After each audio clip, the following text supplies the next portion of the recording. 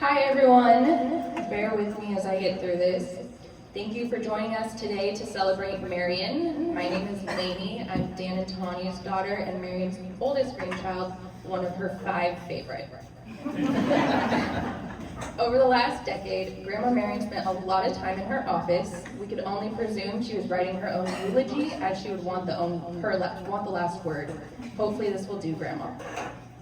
She was the life of the party, a feisty spitfire of a gal. Marian brought laughter to every room she was in.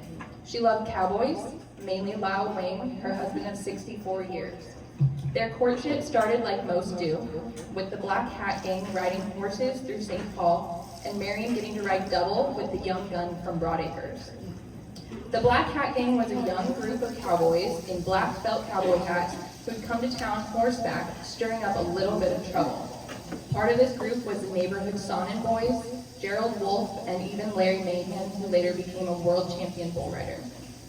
Lyle and Marian courted through their high school years, Marian at St. Paul and Lyle at North Marian. After school, Lyle headed to Denver to live with his sister. At 18, Lyle picked out 2 rings, an engagement and a wedding ring. He shipped them back from Denver to Broadacres, where Marian was supposed to have dinner with his parents on Valentine's Day. She normally had dinner with his parents every Wednesday, but instead she came over Thursday, February 15th, and Lyle's dad handed her the wedding ring, not the engagement. It all worked out. She said yes. And all these years later, they still celebrated February 15th as their Valentine's Day.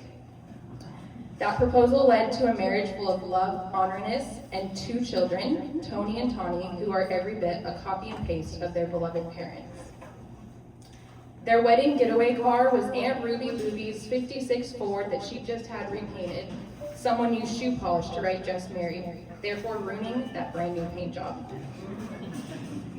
3 days after their wedding, Lyle and Marian moved to Denver, Colorado, or as they say, Denver, Colorado. This is where they had their first child, Tony. A couple days after he was born, they drove the main street of Denver, holding their brand new baby up so all of town knew they were proud parents. They settled back in Broadacres on the property Grandpa Lyle was raised on, and they had a baby girl, Tawny. Marian was always adaptable. All dressed up in dress and heels, she could hook the horse trailer up, call the kids and their horses to the babysitter, all before getting herself to work in the morning. To be near the kids, she worked jobs that allowed her to bring them with her. Marian would drive the pickup and camper out to the field, pack up Tony, Tawny, and their bikes for the day. She and the kids would pick berries at local farms like Burnings and Burnhams. She spot sprayed for Alfred Holschneider. My mom remembers riding her bike along the dusty roads with her friends, whose mothers also worked on the crew. That group of women said, "When in doubt, spray it out." Sorry, Alfred. On the way home, Marian would let the kids drive down Case Road. A favorite story is leaving Colorado with Coors under the floorboard of a '57 Chev 2-door hardtop Bel Air with the kids sitting over the top of it. Back then, Coors didn't travel. It wasn't pasteurized, so if you wanted it outside of Colorado, you packed a cooler, loaded the trunk, and drove it home yourself. It wasn't real bootlegging, but it was risky enough to feel like a secret. Their house was always an open door for Tony and Tanya's friends. Through high school, college, and beyond, friends came and went easily. It was the kind of place many people showed up to without knocking and left feeling like they belonged. They hosted many parties for the kids, including Tony's after-graduation party in which keys were taken and kids stayed the night. Lyle and Marian were such trusting parents that in the summer of 1984, Tawny and her friend Janet spent an entire summer painting the house when they weren't distracted by Young and the Restless, which was Marian's favorite soap opera. She also passed that soap opera down to me. The kids invited their parents along to everyone, and no one thought twice about it. Fun usually followed.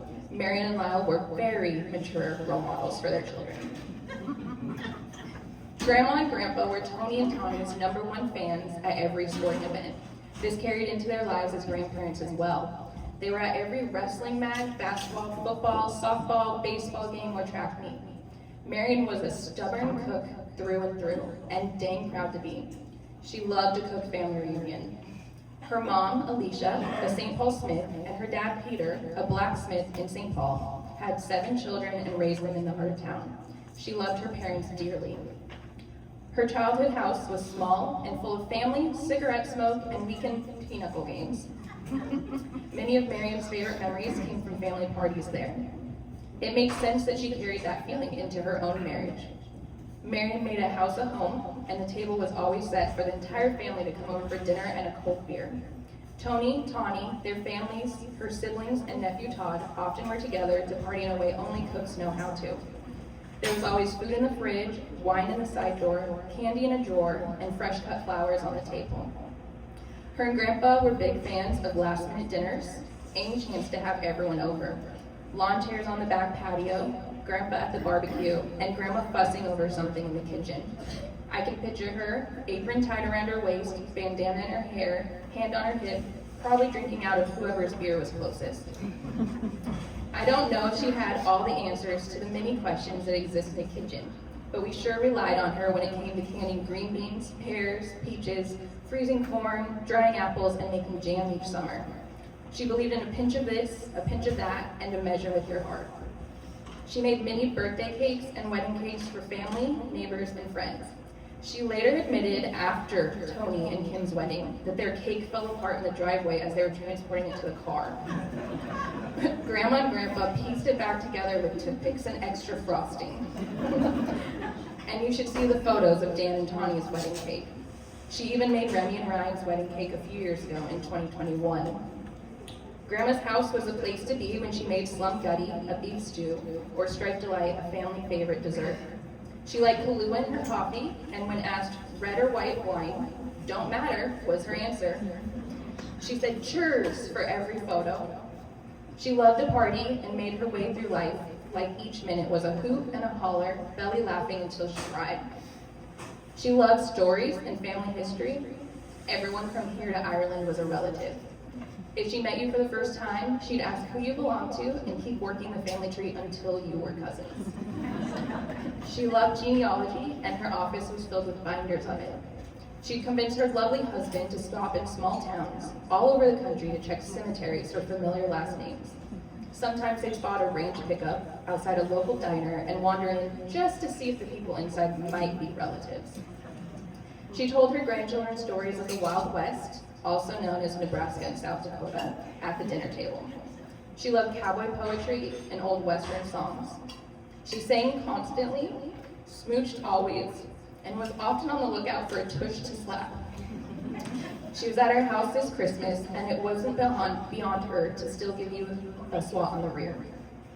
The walls of her homes were decorated with jokes that had an underlying meaning, usually a little or a lot flirty. A few of those jokes. I got a new horse for my husband. Good trade, huh? At first she missed him, then her aim improved. And I've reached the age where happy hour is a nap. Her hands were covered in fancy rings or garden gloves, as she loved a big garden for her and Lyle to work in. She loved her home, yet she also loved to travel. There wasn't a road sign she didn't read out loud. Her and Grandpa saw all 50 states, mostly by car or motorhome. She took the family to Hawaii and Mexico, and even took their 3 oldest granddaughters on trips to other states. Actually, when I was around 3 or 4, and Tessa probably 1, Grandma and Grandpa rented a motorhome, and we all loaded up in it. And by we, I mean Lyle, Marian, Dan, Tawny, Lainey, Tessa, Tony, Kim, and Rosemary. We drove from here to Nebraska. No one knows how many states we actually went through on that trip. Aunt Kim made some strong coffee nudges, and Marian spent the first half of the trip on the bed in the back of that motorhome cussing out Dan's driving. She loved adventure and was curious about the world and what postcards and Christmas ornaments it had to offer in each gift store she came across. In 2019, my mom, Connie, Grandma, and I took Grandma's dream trip to Ireland. She rode in the back seat while I drove, on the wrong side of the road, in the wrong side of the car, in another country with road signs in another language. I really enjoyed that trip. Holding a map covered in handwritten notes of all the places she believed family may be in Ireland. She loved a good map, and we did really enjoy that trip with her. Mary was very proud of being Irish.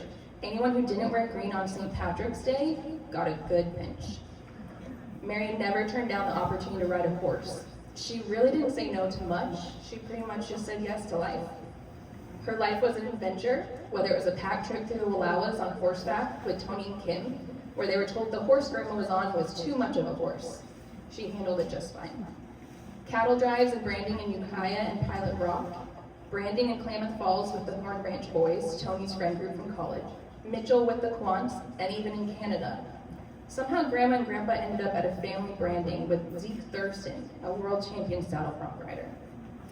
Parasailing, jet skiing, kayaking in Mexico. When getting out of the kayak, the resort had you step out into the water and walk back to the beach. Grandma slipped and fell into the ocean. The immediate reaction was, "Grandma, your hearing aids," thinking they're in her ears. Her response was, "Oh, don't worry about them. They're okay, they're in my pocket." So is my hotel room key and my credit card. To add to her adventures, she shook hands a few times with Ian Tyson, famous cowboy singer, took belly dancing classes with her sister Rosemary and sister-in-law Heidi. Even standing in line created another opportunity for a friend, a possible place to visit, and another grand adventure. Everyone has a story about Grandma because she was friends with anyone who dared glance her way. She fiercely loved her outlaws, son-in-law Dan and daughter-in-law Kim. There was no shortage of jokes thrown between those two, Grandpa and Grandma. Does anyone remember when cardboard milk jugs had missing persons? Early on, she gave Dan a bumper sticker for his pickup that said, "Happiness is seeing your mother-in-law in a milk jug."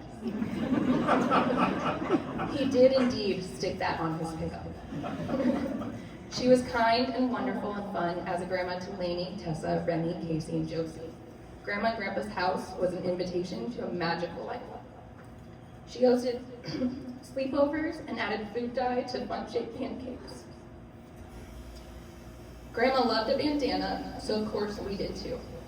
We all wore bandanas like sweatbands, worked in the garden alongside her, and learned some karate moves from her. Grandma Marian did not know the slightest bit about karate.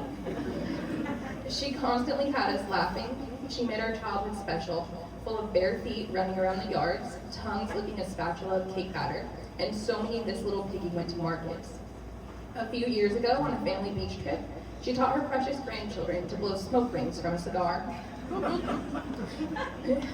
Her eyes lit up for her great-granddaughter, and she spent many days of Bradley's first year at the house cooing at her. Incredibly proud of each of her children and grandchildren, she was ever present in our everyday lives.